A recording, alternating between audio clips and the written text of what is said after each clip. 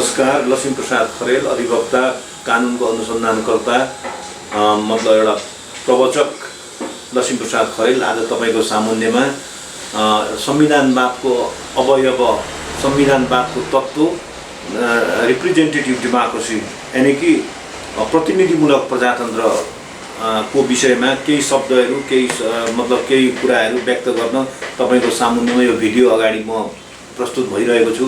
र वास्तवमा संविधानवादको धेरै तत्त्वहरूको बारेमा मैले आफ्नो स्पिच गरिसकेँ, मैले आफ्नो प्रवचन दिइसकेको छु र मैले विधिको शासनको बारेमा, शक्ति पृथकीकरणको सिद्धान्तको बारेमा, त्यस्तै तपाईको स्वतन्त्र न्यायपालिकाको बारेमा, त्यस्तै तपाईको चाहिँ सुरुमा मैले संवैधानिक कानुन, संविधानवाद, त्यस्तै तपाईले सुशासनको बारेमा पनि आफ्नो कुराहरू मैले तपाईका सामुन्नेमा अभिव्यक्त गरिसकेको छु। र आज रिप्रेजेन्टेटिभ डेमोक्रेसी भनिन्छ। रिप्रेजेन्टेटिभ डेमोक्रेसी जो धेरै पहिला करिब 300 वर्ष अगाडि फ्रान्सका दार्शनिक जहाँ रुसोले एउटा दुईटा कन्सेप्ट ल्याएका थिए, एउटा रिप्रेजेन्टेटिभ डेमोक्रेसी अनि एउटा चाहिँ जेनरल विल, र अनि अर्को कुरा चाहिँ जेनरल विल एन्ड डिस्कोर्स, के अरे जनइच्छा र एउटा त्यसको डिस्कोर्सको बारेमा पनि उनले पुस्तक लेखेका थिए। यो वास्तवमा यी सबै जे जति विचारहरूको विस्फोटन भयो युरोपमा, जे जति विचारहरू अभिव्यक्त भए, जे जति पुस्तकहरू लेखिए, जे जति चिन्तन मनन गरिए, जे जति विचारको मन्थन गरियो, यी सारा all thoughts which ever were churn out were to check the access of the government, to reduce the excessive power of the government, and to give more liberty to the people. Whatever the treatise and whatever the thesis or whatever the any writing were written, it was aimed at giving more liberty and to enable people more and to lessen the access of the government. यो सारा यो जे जति मैले तपाईलाई भनिसके, यी संविधानवादको तत्त्व राख्नुपर्ने कारणहरू, यी संविधानवादका तत्त्वहरूको मतलब एउटा विस्तार हुने क्रममा जे जति नयाँ तत्त्वहरूको हामीले मतलब त्यसलाई आइडेन्टिफाई गर्दै गएका छौँ। यी सारा कुराहरू सरकार, शासित र शासकको बीचको सम्बन्धलाई चाहिँ एउटा चाहिँ सम्बन्धको सीमालाई कोर्नको लागि र शासक र शासितको बीचको सम्बन्धलाई चाहिँ सुमधुर रूपमा स्थापना गर्नको लागि यी तत्त्वहरू समावेश हुन्छन्। र रिप्रेजेन्टेटिभ डेमोक्रेसी भन्ने जो इलेक्टेड गभर्नमेन्ट, जुन इलेक्टेड गभर्नमेन्ट हुन्छ र गभर्नमेन्ट पनि whatever the government comes out of the people's representative, it is said to be the balance democracy in the constitutional exercise of any country. र देखिन्छ कि कुनै पनि एउटा हुइमबाट, कसैको अर्डरबाट, कसैको आज्ञाबाट, कसैको लर्डबाट शासन चल्नुभन्दा जनताबाट निर्वाचित जनप्रतिनिधिले आफ्नो कानुन बनाएर आफ्ना जनताको इच्छा बमोजिम, आफ्ना पिपुलको एस्पिरेसन बमोजिम, त्यो आफ्ना पिपुलले दिएको अथोरिटी बमोजिम जुन सरकार बनेको हुन्छ त्यसैलाई नि रिप्रेजेन्टेटिभ डेमोक्रेसी भनिन्छ। र रिप्रेजेन्टेटिभ डेमोक्रेसीको एउटा मतलब नै के हो भन्दाखेरि चाहिँ गभर्नमेन्ट इस्टाब्लिस बाई ल, कानुनद्वारा सरकार बन्नु र कानुनद्वारा सरकारको नियन्त्रण हुनु र कानुनद्वारा सरकारलाई अपदस्थ पनि गर्न सकिन्छ र कानुनद्वारा नै, कानुन भनेको संविधानद्वारा नै सरकारको विकल्प पनि खोज्न सकिन्छ, कानुनद्वारा आफ्ना इच्छाहरूलाई कार्यान्वयन गराउन सकिन्छ। तर यो सबैको कुरा it is the ultimate source of this all sovereign power is the people. People नै यसको चाहिँ सार्वभौम सत्ताको चाहिँ एउटा चाहिँ के भन्दाखेरि अथोरिटी हो, यसको आधिकारिक अथवा त्यसको चाहिँ अधिकारी भनेको जनता हो। र representative democracy it is not only in theory but also in practice. Most of the European country, American country, civilized country and democratic country exercise what it is the exercise representative democracy. आज विश्वमा धेरै गणतन्त्रहरू, राजतन्त्रबाट गणतन्त्रमा देशहरू तपाईको चाहिँ परिणत भइरहेछन्। राजतन्त्र जन्मजात वंश परम्पराको आधारमा र तपाईको विरासतको आधारमा जुन राजगद्दी र शासन गर्ने अधिकार जुन पहिलाका राजाहरूले पाउँथे, आज ती राजतन्त्रहरू सीमित मात्र नभएर कतिपय ठाउँमा राजतन्त्रहरूको उन्मूलन पनि भएको छ। यो कन्सेप्ट नै पपुलर सोभरेनिटीको आधारमा हो, किनभने जनताहरू भनेका सोभरेन पावरको अथोरिटी भएको हुनाले the people are the source of the sovereign power of the state. तर भएको हुनाले कतिपय राजतन्त्रले पिपुल सोभरेनिटीलाई चाहिँ स्वीकार नगरेर कतिपय राजतन्त्रहरू उन्मूलन हुँदै गए। तर आज one of the glaring instances of maintenance of the tradition monarchy of Japan and England or even Thailand or even Spain, it is due to the cause of broader inclusion of constitutional monarchy under the mandate of the people and broader inclusion of institutional monarchy under the representative democracy. किनभने यो त्यहाँको राज संस्थाहरूले चाहिँ तपाईको के गर्छ भने no harm principal, कसैलाई हानि नगरिकन, नो इन्टरफियरेन्स, कसैलाई तपाईको हस्तक्षेप नगरिकन the which monarchy or which head of the state observes and limits within its own constitutional boundary and constitutional limit or constitutional parameter, then that is the very balanced practice of separation of power and balanced practice of check and balance too. The other representative democracy तपाईले नेपालमा, अमेरिकामा, भारतमा, तपाईको जापानमै पनि diet भन्ने एउटा जुन संसद छ त्यो पनि एउटा रिप्रेजेन्टेसन हुन्छ।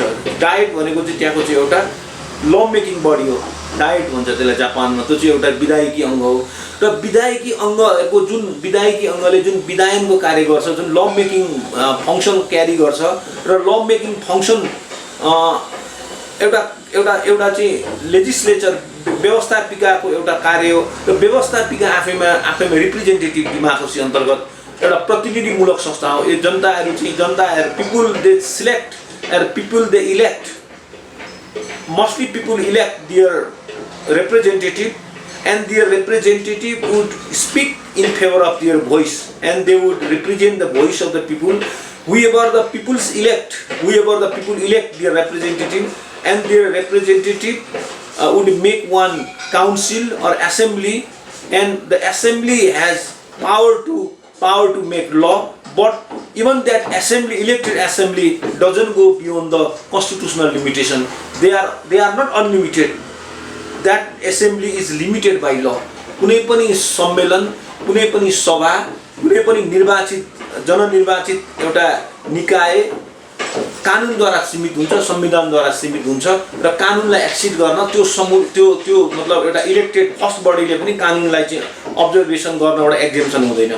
र यो कजमा आज रिप्रेजेन्टेटिभ डेमोक्रेसी चाहिँ तपाईको चाहिँ जनताको सर्वोच्चताको एउटा अभिव्यक्तिको रूपमा रहेको हुन्छ। जनताको सर्वोच्चता, किनभने रिप्रेजेन्टेटिभहरू चाहिँ इलेक्टेड भएर आउँछन् र के हुन्छ भने संविधानवाद जुन मैले तपाईलाई बताएँ, जुन तपाईको विधिको शासनको कुरा गरेँ, जुन मैले शक्ति पृथ्वी गर्ने कुरा गरेँ, जुन सीमित शासनको कुरा गरिसकेँ तपाईको सामुन्य, जुन मैले थोर बहुत स्वतन्त्र न्यायपालिका र मैले चाहिँ तपाईको नियन्त्रण र सन्तुलनको कुरा तपाईलाई मैले व्यक्त गरिसकेँ, तपाईलाई मैले बताइसकेँ।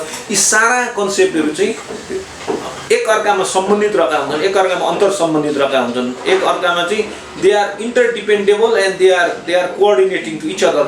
And today I talk about representative democracy, that democracy is said by Lincoln that by the people, for the people, of the people. That's why democracy is best exercised through their representative.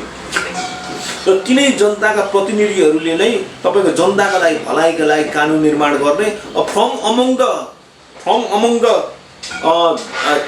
Elected body, from elected house or त्यो त्यस्तो खालको सदनबाट नै तपाईको चाहिँ सरकार बन्ने गर्दछ।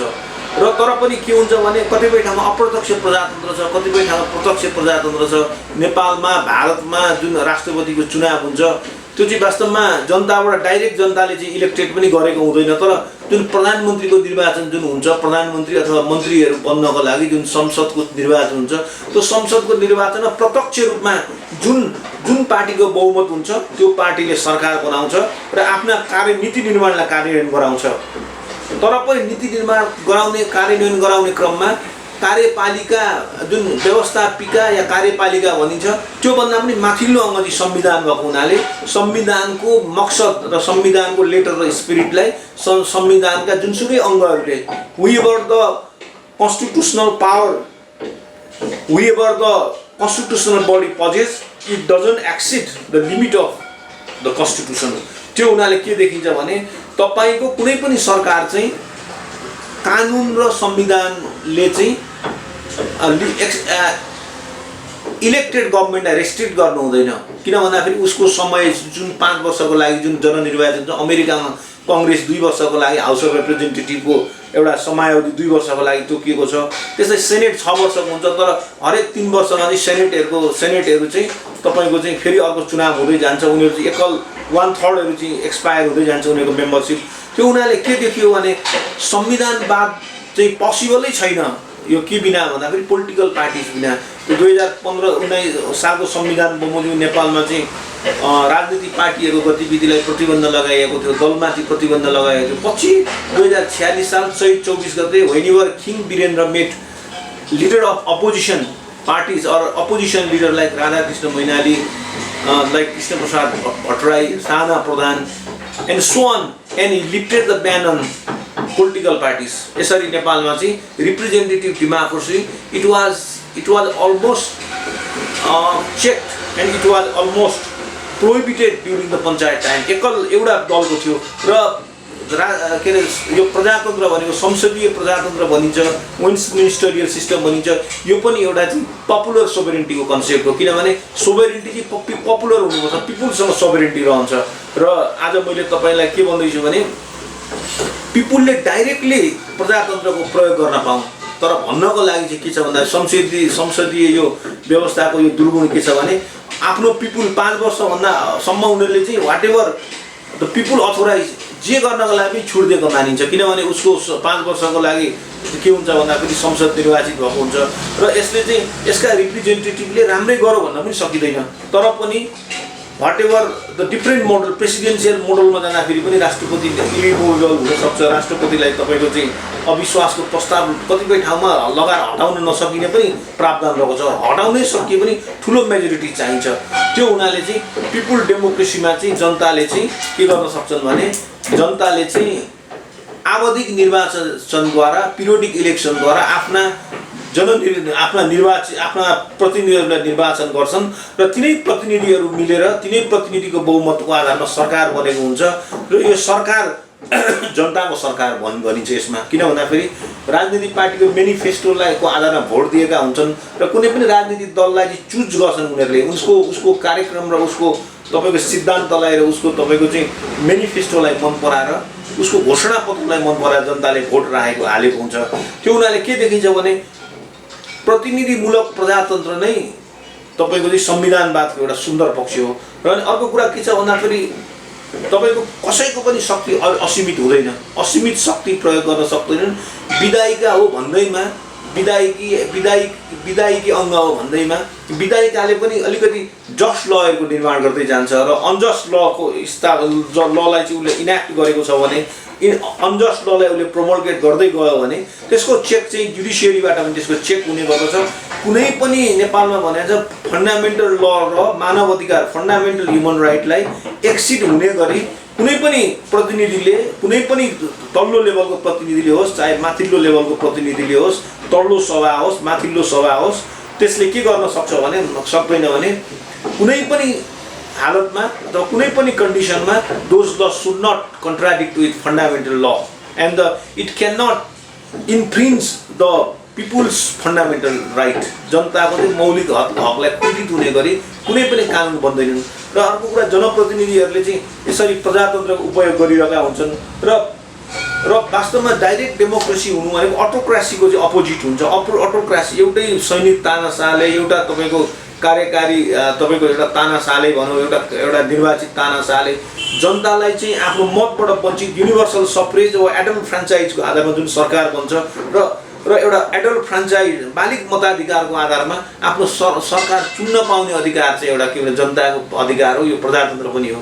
र रुसोले पनि भन्ने गरेका थिए कि किनभने त्यहाँ फ्रान्समा कतिपय निर्वाचित पनि हुने गर्दैनथे, त्यहाँ चाहिँ के हुन्थ्यो भन्दाखेरि संसद हुन सक्थ्यो, संसद थियो होला सायद, तर 175 वर्षसम्म फ्रान्सेली राज्य क्रान्ति हुनुभन्दा अगाडि सन् 1614 बोलाइएको स्टेट जनरल भन्ने जुन फ्रान्सको एउटा तेस्रो सदन थियो, स्टेट जनरल भनिन्थ्यो फ्रान्सको तेस्रो सदन, त्यो 175 वर्षसम्म त्यो स्टेट जनरलको तपाईँको मिटिङ भएको थिएन, अधिवेशन बोलाइएको थिएन।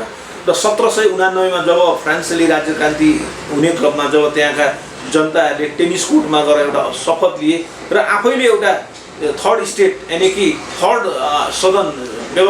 व्यवस्थापिका तेस्रो व्यवस्थापिका यानि स्टेट जनरल बनायो र वास्तवमा रुसोहरूले भन्न खोजेको त्यो बेलाको लक्ष्य गर्न खोजेको चाहिँ फ्रान्सेली राज्य क्रान्तिभन्दा अगाडि फ्रान्समा जुन निरङ्कुशताले जुन देश बराबर भइरहेको थियो, देश जर्जर भइरहेको थियो, राजाले प्रधानमन्त्री बनाउने, अर्को गृहमन्त्री बनाउने, अर्को अर्थमन्त्री बनाउने, यो सारा राजाभित्रको जुन रोयल डेस्पोटिजम भन्छ आज, जुन साई तपाईँको निरङ्कुशताले देश चाहिँ तपाईँको चाहिँ ठप्प भएको थियो र देशमा प्रजातन्त्र, स्वतन्त्रता र मानव अधिकारको हनन भइरहेको थियो। त्यो नै कन्सेप्ट थियो कि रिप्रेजेन्टेटिभ डेमोक्रेसी भन्ने जुन रुसोले ल्याए। त्यसमा के भने चुनाव गरौँ, चुनाव गरेपछि चाहिँ त्यसबाट जुन प्रतिनिधिहरू आउँछन् ती प्रतिनिधिहरूले चाहिँ जनताको लागि रिप्रेजेन्ट गरिरहेका हुन्छन् र जनताको रिप्रेजेन्ट, जनताको भावना, जनताको स्पिरिट त्यो प्रतिनिधिले बोक्ने हुनाले यो वास्तवमा एउटा संसदभित्र पनि एउटा विचार विमर्श हुने गर्दछ। कस्ता फरेन पोलिसी ल्याउने, देशमा के भइरहेको छ। संसद भनेको वास्तवमा एउटा जनताको हाउस पनि हो। सबै जनताहरूको चाहिँ आवाजको अभिव्यक्ति गर्ने एउटा अन्तिम ठाउँ भनेको पार्लियम भनिन्थ्यो। पार्लियम अथवा कतिले चाहिँ गफाडीको एउटा स्थल पनि भन्छन् पार्लियामेन्टले, एउटा पार्लियम भन्थ्यो फ्रान्समा। त्यो नै हो वास्तवमा पार्लियामेन्ट भन्ने हो। पार्लियामेन्टले चाहिँ के गर्छ भने it is something house to talk about the major grievances of the nation and major issues of the nation. They talked about their major issues and their problem and they would settle collectively. अनि अर्को कुरा representative डेमोक्रेसीको अथवा popular सोभरेनिटीको एउटा concept भनेको accountability हो। को accountable हुन्छ? जस्तो तपाईको चाहिँ कहीँ न कहीँ आफूले गरेको कार्यप्रति जहाँ तपाईको एकाउन्टेबिलिटी हुँदैन, जहाँ तपाईको चाहिँ उत्तरदायित्व वहन गरिने पद्धति हुँदैन, कोसँग उत्तरदायित्व हुने, हरेक गरेको काममा राम्रै गर्छ भन्न सकिँदैन। त्यो हुनाले चाहिँ one of the instances of popular democracy or what this के भन्छ representative democracy is that it is accountability. भाइ नेपाली भाइ एकाउन्टेबिलिटी चाहिँ वहन गरिनुपर्छ भनेको दायित्व कसले? अमेरिकामा पनि लेखिएको रहेछ कि the president shall be directly elected by the president, so he would be accountable to people। यो चाहिँ जनतासँगै उत्तरदायित्व वहन गर्नुहुन्छ प्रेसिडेन्टले। तर यो चाहिँ प्रेसिडेन्सियल मोडल अफ गभर्नेन्ट भयो अमेरिकाको। के हो भने अमेरिकाको गभर्मेन्ट चाहिँ तपाईँको चाहिँ इलेक्टोरल कलेजबाट राष्ट्रपतिको निर्वाचित हुन्छ। तर उसले जो मैले हिजो भनिसकेँ जो मन्त्रीमण्डल बनाउँछ, whatever the Council of Ministers or that Council of Ministers he constitutes, President constitutes, it is his own, totally its own choice. They are out of the Senate or House of Representatives, but once ministerial system wherever practice like India, Nepal, even Japan and England or even other country, Thailand and other country, or Pakistan is also, it might be that what is the instances that? The instances is that Council of Ministers shall be collectively accountable to House of Representatives and individually accountable to Prime Minister or individually accountable for their departmental action। तर जर्मनमा के भयो भने जतिखेर तपाईको Bismarck त्यहाँका chancellor बनेका थिए, त्यहाँको संविधानले चाहिँ के भनिएको थियो भने 1870 मा जब साना तपाईको प्रसियाबाट फ्रान्स के जर्मनीका साना राज्य मिलेर एउटा इम्पायर अफ जर्मनी बनाइयो, एउटा किङडम अफ प्रसाबाट इम्पायर अफ जर्मनी बन्यो। त्यो जर्मनीका असाध्यै सक्सेसफुल चान्सलर जसलाई चाहिँ बिस्मार्क भनिने गरिन्थ्यो। बिस्मार्कलाई चाहिँ iron main of the blood and iron भन्ने गरिन्थ्यो। मेजोरिटीमा उनी विश्वास गर्दैनथे, उनी ब्लड एन्ड आइरनमा विश्वास गर्थे। राम्रो काम गरिरहेका थिए। एकैचोटि के भयो भने राजा र उसको बिचमा संवैधानिक सङ्कट पर्यो। कैजर विलियम सेकेन्डको बिचमा। कैजर विलियम सेकेन्ड भनेका चाहिँ त्यहाँका भिक्टोरियाको रानी बेलायतकी रानी भिक्टोरियाको छोरीपट्टिको नाति र जर्मनको राजा पहिलो त्यहाँको जर्मन साम्राज्यको पहिलो सम्राट तपाईँको चाहिँ विलियम फर्स्टको नाति असाध्यै निरङ्कुश थियो। र त्यही क्रममा उसले के भन्दैछ भने all the minister things that they are minister of Bismarck. यो त बिस्मार्कका मन्त्री हुन् भनेर सम्झ्यो अरे मन्त्रीहरू, किनभने संविधानमा चाहिँ त्यही नै थियो कि चान्सलर अन्तर्गत मन्त्रीहरू हुने गर्थे। र अनि अर्को कुरा के आयो भने आई एम सेकेन्ड बिस्मार्क भन्न थाल्यो र त्यही उसले चाहिँ के भन्न थाल्यो भने there is only one master in the world in German I am he भन्न थाल्यो। यही क्रममा संवैधानिक सङ्कट पर्यो, राजीनामा माग्यो र वास्तवमा राजीनामा माग्ने जुन अधिकार हुन्छ नि त्यो चाहिँ संसदीय व्यवस्थाको यो तपाईँको यो राजाले राष्ट्र प्रमुखले राजीनामा माग्न पाउँदैन। कि त इदर सिङ्क अर स्विम भन्छ एउटा चाहिँ यो पार्लियामेन्ट्री सिस्टमको यो पपुलर डेमोक्रेसीको एउटा कन्सेप्ट, कि त तपाईँ सरकार चलाउने कि त गिर्ने। पोलिसिजमा डिफरेन्स हुने कुनै पनि मिनिस्टर चाहिँ मन्त्रीमा नरहन पनि सक्छ, प्रधानमन्त्रीले हटाउन सक्छ पोलिसीसँग डिफरेन्सेस भयो भने। र अर्को भाइ के छ भन्दाखेरि अनि त्यो भएपछि के गर्यो भने राजाले चाहिँ अब हुन सक्थ्यो राजालाई चाहिँ त्यहाँ बेला बुन्डेसराग र रिस्ट्याग हुने दुईवटा संसद थियो जर्मनको। चान्सलर चाहिँ उतातिर चान्सलर चाहिँ राजासँग चाहिँ एकाउन्टेबल होइन अर्कोसँग एकाउन्टेबल हुनुपर्ने थियो होइन। चान्सलर चाहिँ उसँग एकाउन्टेबल हुनु पर्यो, मिनिस्टर चाहिँ चान्सलरसँग एकाउन्टेबल हुँदा मिनिस्टरहरू एकाउन्टेबल भएन भनेर अन्तिममा गएर जर्मनमा के गरिदियो भने जर्मनमा चाहिँ त्यत्रो इम्पायर अफ जर्मनीको चान्सलरलाई कैजरले हटाइदिए। कैजरले हटाउनु भयङ्कर ठुलो गल्ती थियो अरे र कैजरले भनेको थिए, कैजरलाई चाहिँ बिस्मार्कले भनेको थियो अरे तिमी आज सम्राट जुन एक्सेसिभ मिलिट्रिजममा विश्वास गरेर अगाडि मिलिट्रीलाई तिमीले साथ दिइरहेछौ, मिलिट्रीको सहायता लिइरहेछौ, भोलि यिनै मिलिट्रीको कारणले one day you lose your throne भनेर उसले चाहिँ चेतावनी दिएर त्यहाँबाट निस्केका थिए अरे। त्यसरी विभिन्न देशको राष्ट्रिय राज्यको इतिहास हेर्दा यो रिप्रेजेन्टेटिभ डेमोक्रेसीलाई मानेको पाइन्छ। हाम्रै पृथ्वीराज शाहबाट पनि हुकुम बक्सेको रहेछ, जनता जोबाट राजी रहन्छन् त्यसैलाई काजीको पदवी दिनु। किनभने के भन्न खोजेको भने प्रजा मोटा भया भन्ने जुन मैले अस्ति भनेको थिएँ नि, प्रजा मोटा भया भन्ने कुरा नि एउटा पपुलर सभरेन्टी हो। जनताहरू चाहिँ सुख हुनु पर्यो जनताको, जनताहरूले चाहेको मान्छे चाहिँ कार्यकारीमा आओस् भन्ने कन्सेप्ट हो। र पपुलर डेमोक्रेसी भनेकै जनताले रुचाएको the best favoured man should lead the nation, best favoured leader should form the government, best favored leader should emerge as the leader of the nation, but subject to law। सबै कुरा कानुनले कसरी तपाईँको नियन्त्रण र सन्तुलन गर्ने भन्ने सिद्धान्तमा यो रिप्रेजेन्टेटिभ डेमोक्रेसीको एउटा कन्सेप्ट तयार भएको छ। र भाइ यसमा के छ भन्दाखेरि तपाईँको चाहिँ के भन्दाखेरि रिप्रेजेन्टेटिभ डेमोक्रेसीले चाहिँ तपाईँको चाहिँ इन्डिभिजुअल लिबर्टीमा पनि तपाईँको चाहिँ हरेक व्यक्ति भन्ने कुरा, सम्पत्ति भन्ने कुरा, मान्छेको जीवन सम्पत्ति र तपाईँको स्वतन्त्रता भन्ने कुरा कुनै कानुनले पनि तपाईँको हनन गर्न पाउँदैन।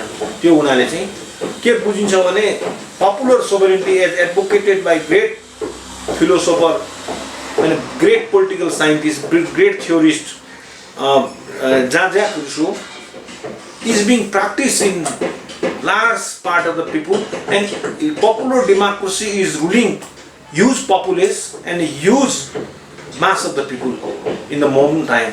And you say principle of separation of power, it is also concept of the popular democracy. If you say rule of law, it is also concept of the popular democracy or popular sovereignty. त्यस कारण sovereignty चाहिँ पिपुलसँग resided गर्छ। अहिले पनि भनिएको छ हाम्रो संविधानमा पनि the state power shall reside with the people, government of Nepal shall reside with the people, or the state power of Nepal or sovereign power of Nepal shall reside with the people।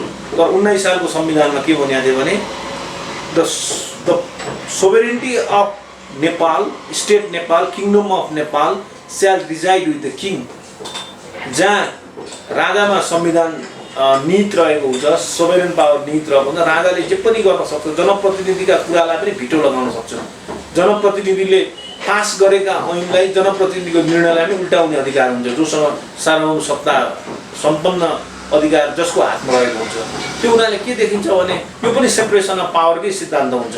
तिनटै अङ्गमा एउटै व्यक्तिले veto लगाइदिन्छ 19 सालको संविधान। तर पनि के देखाइएको थियो भने 19 सालको संविधानमा स्वतन्त्र न्यायपालिका पनि छ, कार्यकारिणी अधिकार तपाईँको मन्त्री परिषदमा सीमित छ, राष्ट्रिय पञ्चायतहरूको विधायकी अङ्ग हो, कानुन निर्मात्री संस्था हो र एउटा व्यवस्थापिका हो भन्ने कुरा चाहिँ संविधानमै एउटा चाहिँ प्रोभिजन बनाएर शक्ति पृथकीकरणको सिद्धान्त लागू गरिएको थियो 19 सालको संविधानमा। तर पनि भाइले नबिर्सनु त all power shall emanates from the king, sovereignty our legislature, sovereignty our judiciary, and sovereignty our executive shall emanate from the king or crown। 2000 1907 सालको संविधानको इन्ट्रिम गभर्नमेन्ट एक्ट नेपालको 4औं संशोधनपछि राजा त्रिभुवनले के भनेछन् भने sovereignty of legislature judiciary and executive shall vested in us, हामीमा पो त निहित छ त। अलिकति इतिहास पढ्दै जाँदा जुन एउटा नेपालको जसरी एउटा जुन ऐतिहासिक पृष्ठभूमिमा नेपालको निर्माण बन्यो, तर पनि राजाहरूले चाहिँ they are accountable to none or they are answerable to none भनेर कसैले तपाईँको एउटा एचएन अग्रवालले लेखेका छन्, राजा चाहिँ तपाईँको थिएनन्, कसैले आन्सरेबल थिएनन् भन्ने। तर पछि गएर के थियो भने विभिन्न इन्स्टिट्युसनल डेभलपमेन्ट गरियो नि। रिप्रेजेन्टेटिभ डेमोक्रेसी भनेकै इन्स्टिट्युसनल ब्यालेन्स हो। के भनेको संस्थागत यसले चाहिँ तपाईँको चाहिँ सन्तुलन कायम गर्छ। एउटा संस्था अर्कोमा नेपाल राज्य जब आधुनिक राज्यमा प्रवेश गर्यो, नेपाल राज्य जब आधुनिक राज्यमा प्रवेश गर्दै जाँदा धेरै इन्स्टिट्युसनहरू डेभलप भएका थिए, न्यायपालिकाहरू कन्सेप्ट आइसकेको थियो, घुस दिने र घुस लिनु भन्ने कुरा, जुन घुस भन्ने कुरा नै तपाईँको के छ भन्दाखेरि extra taking of the government, जुन गभर्नमेन्ट पिपुलले लिने गर्छ नि, गभर्नमेन्ट मेनले लिने गर्छ नि, त्यस कारणले न्यायपालिका पनि बनाइसकेको थियो। र आधुनिक राष्ट्रिय राज्यमा हामीले के बुझ्न सक्छौँ भने तपाईँको चाहिँ सबै प्रतिनिधिहरू जुन हुन्छन् तिनै लेभलको गभर्नमेन्टमा नेपालको तिनटै सरकारको परिकल्पना गरिसकेको छ। तिनै प्रकारको सरकारमा के छ भन्दाखेरि there is the institutional balance छ, there is the check and balance छ, there is the provision of no confidence motion is there.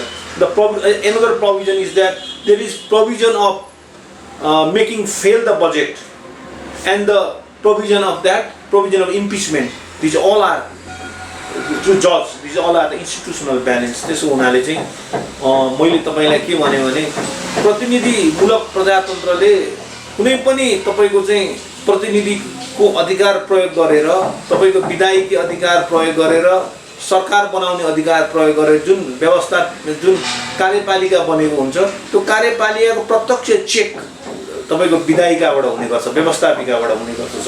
र जुन कार्यपालिकाले नियुक्ति, जुन न्यायपालिकाका अधिकारीहरूको नियुक्ति गर्छ, त्यसको चेक गर्ने काम पनि व्यवस्थापिकाले गरेको हुन्छ। र व्यवस्थापिकाले बनाएका कानुन तपाईको चाहिँ नेचुरल जस्टिस अथवा नेचुरल राइट अथवा मानव अधिकारलाई हनन गर्ने खालका विभेदकारी कानुन बनायो भने न्यायपालिकाले तपाईको चाहिँ के गर्छ भने न्यायपालिकाले त्यसको वैधताको परीक्षण गर्छ। न्यायपालिकाका न्यायाधीशहरू असाध्यै घुसखोरी, भ्रष्टाचारी, तपाईको क्वालिटी जजमेन्ट दिन छोडे आफ्नो डिग्निटी र आफ्नो एउटा गरिमालाई नाग्दै गयो भने त्यतिखेर पनि व्यवस्थापिकामा उनीहरूको चेक गर्ने चलन छ। र त्यहाँ के गर्न सकिन्छ भने धारा 100 मा लेखिएको छ नेपालको अहिले सबैलाई चाहिँ तपाईको through the motion of no confidence, these all the appointees of judiciary or constitutional body can be removed by the motion of no confidence. That's why this representative democracy चाहिँ सबै सरकारको वैधता भनेको, शासनको वैधता भनेको प्रतिनिधि हो, जनता हो।